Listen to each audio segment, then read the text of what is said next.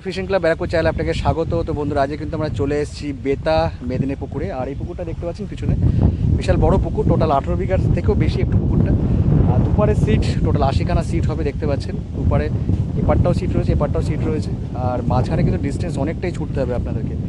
পুকুরটার এপার ওপর মোটামুটি 400 ফুট, মাঝখানে মোটামুটি 150 থেকে 200 ফুটের মতো আপনাকে ছুটতে হবে। তো অনেকটা বড় কিন্তু পুকুর। যাই হোক, এই পুকুরটায় আগামী 27শে আগস্ট ওপেনিং হতে চলেছে। পাশে মূল্য করা হয়েছে 5000 টাকা। বাকি যে সমস্ত বক্তব্য, আমরা কিন্তু পুকুর মালিকের সঙ্গে কথা বলেছি, তাদের বক্তব্য অবশ্যই শুনবেন মন দিয়ে। কীরকম কী মাছ দিয়েছে না দিয়েছে সবটাই কিন্তু সেখানে বলা আছে। আর এই পুকুরে কিন্তু জাল টেনে মাছ দেখানোর কোনো পরিকল্পনা করা হয়নি, সুতরাং জাল টেনে মাছ দেখানো হবে না। এইটুকুনি বক্তব্য পুকুর মালিকের, সেটাই কিন্তু শুনে আপনাদের আসতে হবে। আর চেষ্টা করবো এই পুকুরে ওপেনিংয়ের দিন অর্থাৎ 27শে আগস্ট এই পুকুরে আসার, কীরকম কী মাছ খেয়েছে না খেয়েছে সবটাই কিন্তু ভিডিও করে দেখানোর চেষ্টা করবো। তো পুরো ভিডিও দেখে থাকুন বন্ধুরা। ভালো লাগলে অবশ্যই লাইক করবেন, শেয়ার করবেন, সাবস্ক্রাইব করবেন। টাটা বন্ধুরা। আমরা কিন্তু চলে এসেছি বেতা মেদিনী পুকুরে। আর এই পুকুরটা যে পরিচালনার দায়িত্বে যিনি আছেন, প্রথমে ওনার নামটা একটু শুনে নেবো।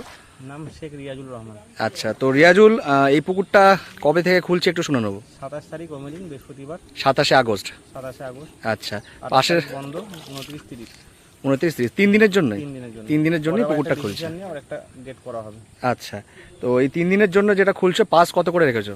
পাশের রেট মূল্য 5000। 5000 টাকা করে। এন্ট্রি 2000 টাকা। 2000 টাকা করে অগ্রিম, মানে অগ্রিম দিয়ে তারপরে বুকিং করতে হবে আর কি। আচ্ছা, পুকুরে কতগুলো সিট সংখ্যা কতগুলো আছে একটু জেনে নেবো। সংখ্যা মোটামুটি 80টা। 80টা দুপারে? 40টা 80টা? 80টা। আচ্ছা, দেখতেই পাচ্ছেন পুকুরটা কিন্তু অনেক বড়, মোটামুটি 50 ফিটের উপরেই মনে হয় ছুটতে হবে মনে হচ্ছে। আচ্ছা, 150 ফুটের একটু বেশি হবে। আচ্ছা, টোপ কি থাকছে পুকুরে? টোপ শুধু অনলি বাদাম খোল। অনলি বাদাম খোল? অনলি বাদাম খোল, চার মিক্সচার করা যাবে না। আচ্ছা, ছাতু সুজি বন্ধ। আচ্ছা, আর চার মশলা তো করাই যাবে না? চার মশলা করা। আচ্ছা, কাটার কোনো বেশি কাটার কোনো বিধিনিষেধ নেই। আচ্ছা, এই পুকুরে কিরকম কি মাছ দিয়েছো একটু শুনে নেবো এবার একটু। কাতলা মাছের শুরু আপনার হচ্ছে 900 থেকে 1 কিলো। 1 কিলো চাপটা বেশি আছে। আচ্ছা, হিট হলে মোটামুটি 1 কিলো হবে, সেরকম তার ইন্তজাম করা আছে। আচ্ছা, লাস্ট 14 থেকে 15 কেজি। 14 থেকে 15 কেজি কাতলা? কাতলা লাস্ট। আর আরো দুটো উল্লেখ করা ছিল ভিডিওতে, একটা 64 কেজি আর দুটো 42 কেজি, সেগুলো মোটামুটি ধরা চলছে অন্য একটা পুকুরে আছে। আচ্ছা, মানে ওগুলো এখন জলের জন্য এখনো ধরা পড়েনি, সে ধরা পড়লে এখানে চলে আসবে। ধরা পড়লে অবশ্যই পুকুরে পড়ে যাবে। আচ্ছা, পুকুরে টোটাল কতটা মাছ দিয়েছো? টোটাল মোটামুটি এখনো পর্যন্ত 2.5 টন মাছ আছে। 2.5 টন মাছ রয়েছে? 2.5 টন মাছ আছে মোটামুটি। আরো আমার সাইডে পুকুর আছে, সেই পুকুরে মোটামুটি এখনো 2.5 টন 3.5 টন মাছ আছে। মোটামুটি টোটাল 6 টন মাছ দিয়ে চালু করব। 6 টন মাছ দিয়ে চালু করবে। আর বড় মাছ এখানে ক পিস রয়েছে, মানে যেটা 5-এর উপরে? মোটামুটি 5-এর মাছটা হয়তো 10 পিস হবে।